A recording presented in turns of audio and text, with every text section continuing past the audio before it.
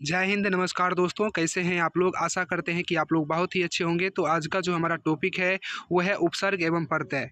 यदि अगर आप लोग इस वीडियो को पूरे अंत तक देख लेते हैं तो आप चाहे किसी भी एग्ज़ाम की तैयारी कर रहे हो, यहाँ से तो एक भी प्रश्न आपका नहीं छूटेगा, ये मेरा वादा है। हमने काफ़ी अच्छे ढंग से नोट्स को तैयार किया है और लास्ट में प्रैक्टिस सेट भी रखे हैं, तो आप लोग प्रैक्टिस सेट किए बिना नहीं जाइएगा। तो चलिए वीडियो को स्टार्ट करते हैं। उससे पहले आपसे एक छोटी सी रिक्वेस्ट है, चैनल पर यदि अगर आप लोग नए हैं तो चैनल को जरूर सब्सक्राइब कर लीजिएगा, क्योंकि चैनल अभी नया है। यदि अगर आप लोग सपोर्ट कीजिएगा तो हम आपके लिए ऐसे ही अच्छे अच्छे वीडियो लाते रहेंगे। तो चलिए वीडियो को स्टार्ट करते हैं। तो देखिए, सबसे पहले हम लोग जानेंगे आखिर उपसर्ग होता क्या है, ठीक है ना। समझिएगा, यानी कि ऐसे शब्दांश जो शब्दों के शुरुआत में जुड़कर उनके अर्थ में परिवर्तन कर देते हैं, उन शब्दों को उपसर्ग कहते हैं, ठीक है। अब देखिए, उपसर्ग जो होता है वो किसी भी शब्द के शुरुआत में जुड़ता है, यानी कि शुरू में जुड़ता है, ठीक है, और उसके अर्थ में परिवर्तन कर देगा। जैसे आप लोग यहाँ पर एग्जाम्पल में देख सकते हैं, पहला शब्द है आपका अभाव, ठीक है ना। अब देखिए अभाव, यहाँ पर देखिए भाव एक शब्द है, ठीक है। भाव क्या है? एक शब्द है। भाव का मतलब क्या होता है? जैसे मान लीजिए कि आपके सामने कोई मिठाई रखा हुआ है, अभी तक आपने उसे खाया भी नहीं है, ठीक है, तब पर भी आपको ये ज्ञात है कि वह मिठाई जो है वह मीठा होगा। ये आपके अंदर में क्या हुआ? तो भाव उत्पन्न हुआ, ठीक है ना। यानी कि आपको ये ज्ञात है कि वह मिठाई क्या होगा? तो मीठा होगा, उसी को भाव कहते हैं, ठीक। अब देखिए, भाव शब्द में हम अ जोड़ दिए, क्या जोड़ दिए? अ जोड़ दिए, तो ये क्या हो गया? अभाव। अभाव मतलब कमी होता है, ठीक है। तो देखिए, यहाँ पर भाव शब्द का तो कुछ और अर्थ था, ठीक है, लेकिन जब हमने क्या किया, उपसर्ग को जोड़ दिया, तो इसका यानी कि अर्थ में पूरी तरह चेंज आ गया। तो उपसर्ग उसी शब्द को कहते हैं जो किसी भी शब्द के साथ जुड़कर उसमें पूरी तरह परिवर्तन ला दे, ठीक। तो आप लोग उपसर्ग समझ गए होंगे। जैसे यहाँ पर दूसरा नंबर एग्जाम्पल आप लोग देख सकते हैं। यहाँ पर देखिए एक शब्द है गमन, ठीक है ना। जैसे मान लीजिए गमन, गमन मतलब क्या होता है? जाना होता है, ठीक है ना। जैसे प्रकाश सीधी रेखा में गमन करती है, मतलब सीधी रेखा में चलती है, ठीक। तो गमन मतलब क्या होता है? चलना होता है, ठीक। लेकिन यदि अगर हम आ जोड़ देते हैं तो हो जाता है आगमन। क्या हो जाता है? आगमन। जैसे मान लीजिए कि कोई व्यक्ति हमारे द्वार पर आ रहे हैं, ठीक है, तो बोलेंगे कि उस व्यक्ति का क्या हुआ? आगमन हुआ, आना हो जाता है, ठीक। तो गमन मतलब चलना होता था, यानी जाना होता था, लेकिन जब हमने उसमें आ शब्द जोड़ दिया तो क्या हो गया? आगमन हो गया, मतलब आना हो गया। तो देखिए, पूरी तरह अर्थ में क्या हो रहा है? परिवर्तन हो रहा है। तो उपसर्ग जब भी किसी शब्द के साथ जुड़ता है तो उसके अर्थ में पूरी तरह चेंज ला देता है, यानी बदल देता है उसको, ठीक है। और याद रखिएगा, उपसर्ग का अपना अर्थ होता है, ये आप लोग को याद रखना है। उपसर्ग, जितना भी उपसर्ग होता है उसका अपना अर्थ होता है, ठीक है। अब देखिए, उपसर्ग जो है वह दो शब्दों से मिलकर बना होता है। पहला है उप और दूसरा है सर्ग। उप मतलब समीप होता है, सर्ग मतलब सृष्टि करना होता है।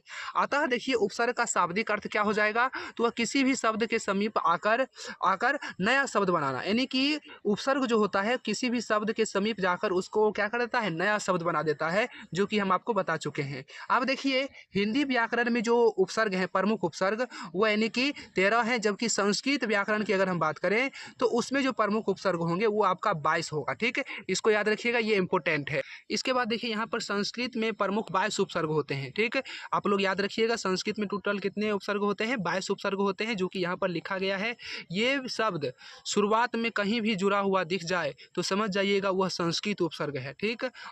इसके बाद हिंदी में प्रमुख उपसर्ग कितने होते हैं? तो 13 होते हैं। यदि अगर आपको ये शब्द किसी भी शब्द के शुरुआत में दिखाई दे दे तो समझ जाइएगा ये हिंदी उपसर्ग है, ठीक है। तो आप लोग यहाँ तक भी समझ गए होंगे। अब देखिए, हम लोग उपसर्ग के बहुत सारे एग्जाम्पल को देखते हैं। तो देखिए, यहाँ पर अतिशय लिखा हुआ है। तो यहाँ पर अति जोड़ सय, सय का मतलब हो जाता है, जैसे मान लीजिए लेटना हो गया, या भूत प्रेत को भी हम लोग सय से डिनोट कर सकते हैं, ठीक है ना। तो यहाँ पर देखिए, अति जोड़ क्या हो गया? आपका सय हो गया, ठीक। तो अब यहाँ पर आपका अति जो हो जाएगा ये आपका उपसर्ग हो जाएगा, ठीक है। इसी तरह आपका हो गया अतिक्रमण, अतिक्रमण अति जोड़ क्रमण, ठीक है ना। तो यहाँ पर जो आपका उपसर्ग हो जाएगा वो अति हो जाएगा, ठीक। अतिवृष्टि मतलब अति जोड़ वृष्टि, यहाँ पर भी आपका उपसर्ग क्या हो जाएगा? अति हो जाएगा, ठीक है। इसके बाद देखिए, दूसरा नंबर उपसर्ग है आपका अधि। तो देखिए, अधिपति में आपका अधि उपसर्ग है, अधि जोड़ पति, ठीक है ना।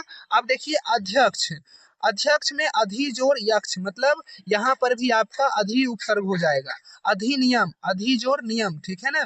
तो यहाँ पर भी आपका क्या हो जाएगा? तो अधि उपसर्ग हो जाएगा, ठीक। इसके बाद देखिए, अब हम लोग अनु उपसर्ग के बारे में जानेंगे। जैसे देखिए, अनुचर, ठीक है। तो अनु जोड़ चर, ठीक है। तो अब यहाँ पर देखिए, अनु आपका क्या हो जाएगा? उपसर्ग हो जाएगा। इसके बाद देखिए, आपका है अनुकरण। तो अनुकरण में कौन सा उपसर्ग है, तो अनु हो जाएगा। ठीक है, अनुकूल में भी अनु जोड़ कुल, यहाँ पर भी क्या हो जाएगा, अनु उपसर्ग हो जाएगा। ठीक, इसके बाद देखिए यहाँ पर लिखा गया है अपयश, तो यहाँ पर अप जोड़ यश, मतलब यहाँ पर जो उपसर्ग होगा अप हो जाएगा। ठीक है ना, अप शब्द मतलब अप जोड़ शब्द, यहाँ पर भी उपसर्ग अप हो जाएगा। अपकार, अप जोड़ कार, तो यहाँ पर अप आपका क्या हो जाएगा, उपसर्ग हो जाएगा। ठीक, इसके बाद देखिए यहाँ पर है आपका अभिलाषा और अभिमान, अभिलाषा और अभिमान में आपका अभी उपसर्ग हो जाएगा। ठीक, इसके बाद अगला नंबर है अवगुण, अवगाहन, अवमूल्यन। ठीक है ना, तो इस सब में जो आपका उपसर्ग हो जाएगा वो हो जाएगा अब, क्या हो जाएगा, अब हो जाएगा आपका उपसर्ग। ठीक, इसके बाद देखिए आगमन हो गया, आकार हो गया, आदर हो गया, इस सब में जो आपका उपसर्ग हो जाएगा आ। ठीक, इसके बाद आपका है उत्थान, तो देखिए जब भी आपको आधा को तो दिखाई दे तो मतलब उत होता है। ठीक है ना, मतलब तो में हलंत का मतलब ही होता है आधा गो तो। ठीक, तो उत्थान, उत्कर्ष, उत्पत्ति में आपका क्या हो जाएगा, उत उपसर्ग हो जाएगा। ठीक, इसके बाद देखिए आपका है उपकार, उपवन, उपवास, इस सब में देखिए आपका जो उपसर्ग होगा वो हो जाएगा उप। ठीक है, इसके बाद देखिए दुस्साहस, यहाँ पर देखिए आधा गो सो आ रहा है ना, तो यहाँ पर आपका क्या हो जाएगा, दूसौ,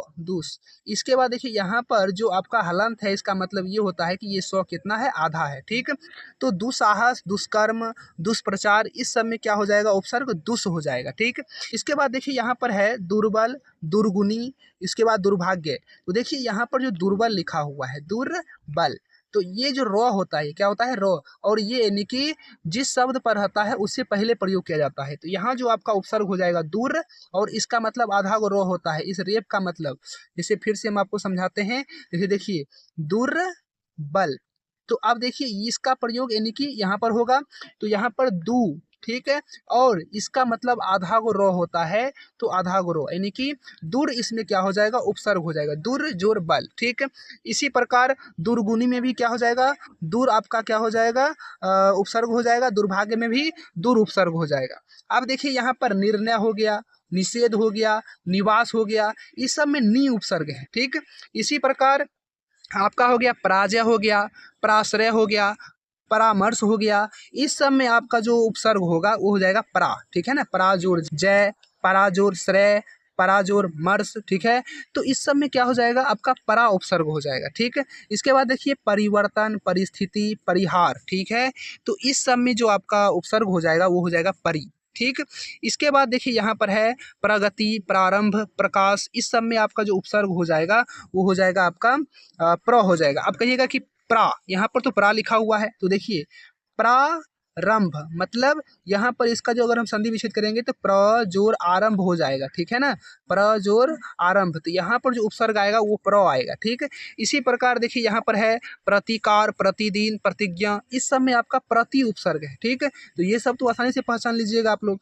इसके बाद देखिए विकास हो गया, विज्ञान हो गया, विवाद हो गया, इस सब में आपका बी उपसर्ग है। क्या है, बी उपसर्ग है। इसके बाद देखिए समालोचन हो गया, सम्मान हो गया, संपूर्ण हो गया, तो इस सब में सम उपसर्ग है। जब भी आपको अनुस्वार भी दिखाई दे ना, तो उसका मतलब भी आधा को मोह मानकर चलिएगा। ठीक है, तो यहाँ पर संपूर्ण हो गया, सम्मान हो गया और समालोचन हो गया, तो इस सब में आपका क्या हो जाएगा, सम उपसर्ग हो जाएगा, स और म में हलंत। ठीक है, इसके बाद देखिए सुंदर हो गया, इसके बाद सुखी हो गया, सुगंध हो गया, इस सब में आपका सु उपसर्ग होता है। स्वागत में भी सु उपसर्ग होता है। ठीक है ना, ये बात भी याद रखिएगा, ये क्वेश्चन पूछा गया है स्वागत। ठीक, इसके बाद देखिए निर्धन, निर्विघ्न, निर्वास, इस सब में कौन सा उपसर्ग है, तो याद रखिएगा निर्धन, निर्विघ्न, निर्वास में आपका निर उपसर्ग है। ठीक, तो देखिए यहाँ तक जितने भी शब्द हैं, यदि अगर आप लोग इसके उपसर्ग को पहचान लेते हैं तो आप याद रखिएगा एग्जाम में इससे बाहर क्वेश्चन नहीं आने वाला है।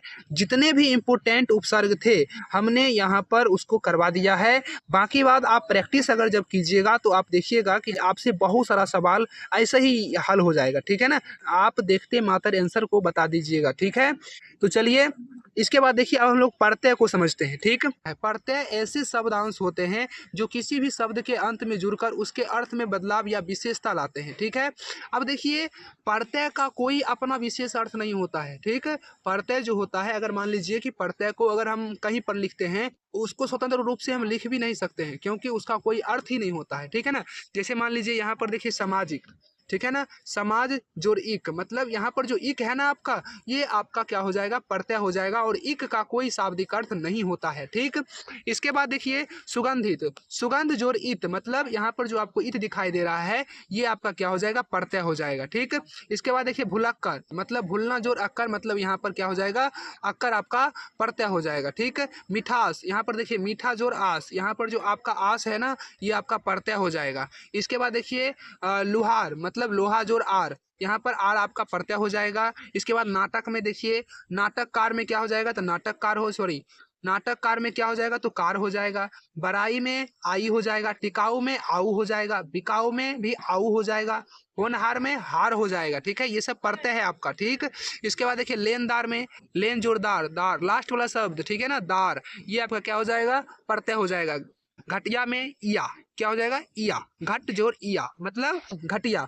ये यहाँ पर जो आपको इया दिखाई दे रहा है, ये आपका क्या है, प्रत्यय है। इसके बाद देखिए यहाँ पर है आपका सुतक्कर, यहाँ पर देखिए सुत जोर अक्कर, ठीक है ना, तो अक्कर आपका क्या हो जाएगा, प्रत्यय हो जाएगा। दयालु, दयालु यानी दया जोर लू, मतलब यहाँ पर लू आपका क्या हो जाएगा, प्रत्यय हो जाएगा। सुंदरता, यहाँ पर ता आपका प्रत्यय हो जाएगा। रजाई, ई आपका क्या हो जाएगा, प्रत्यय हो जाएगा।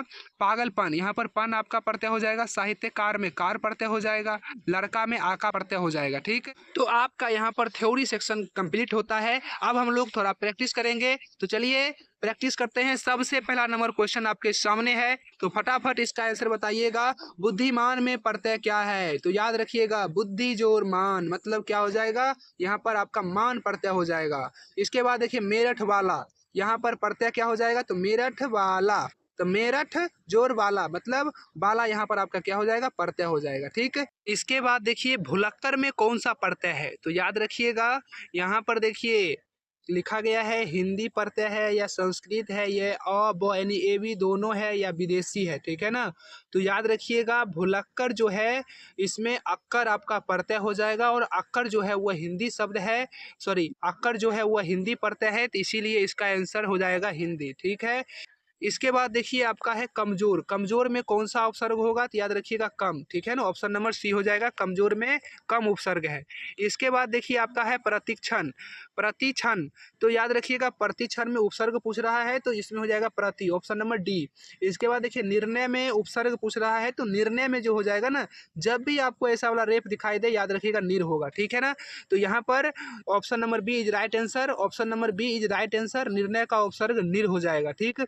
इसके बाद देखिए 7 नंबर प्रश्न है कि निम्नलिखित में से, सॉरी निम्न में से किस शब्द में निर उपसर्ग नहीं है, तो याद रखिएगा निरोग, निरोग में नी उपसर्ग है। ठीक है ना, और निर्भय में निर है, निर्वाचन में भी निर है, निरंजन में भी निर है, लेकिन निरोग में जो है वह निर उपसर्ग नहीं है, इसीलिए इसका option number A right answer हो जाएगा। ठीक है। इसके बाद देखिए निम्न में से किस शब्द में परा उपसर्ग नहीं है, तो याद रखिएगा पराधीन, इसमें भी परा उपसर्ग है। पराजय, इसमें भी है। इसके बाद इसमें पराकाष्ठा, इसमें भी परा उपसर्ग है, लेकिन प्रभाव में जो है वह परा उपसर्ग नहीं है, इसमें प्रो उपसर्ग है। ठीक है, तो इसीलिए इसका जो राइट आंसर हो जाएगा ऑप्शन नंबर सी हो जाएगा। ठीक। इसके बाद देखिए सुंदरता में कौन सा प्रत्यय है, तो याद रखिएगा सुंदर जोर ता, मतलब यहाँ पर ला ऑप्शन नंबर ए सही हो जाएगा। ता जो है ये सुंदरता का उपसर्ग, सॉरी प्रत्यय है। ठीक है ना। इसके बाद देखिए उपकार शब्द में कौन सा उपसर्ग होगा, तो उपकार शब्द में जो आपका उपसर्ग हो जाएगा उप हो जाएगा, क्या हो जाएगा, उप, यानी कि ऑप्शन नंबर सी हो जाएगा। ठीक। तो देखिए आपका ये वीडियो यहीं पर अंत होता है। कैसा लगा वीडियो कमेंट में जरूर बताइएगा। मिलेंगे नेक्स्ट वीडियो में, तब तक के लिए जय हिंद जय भारत।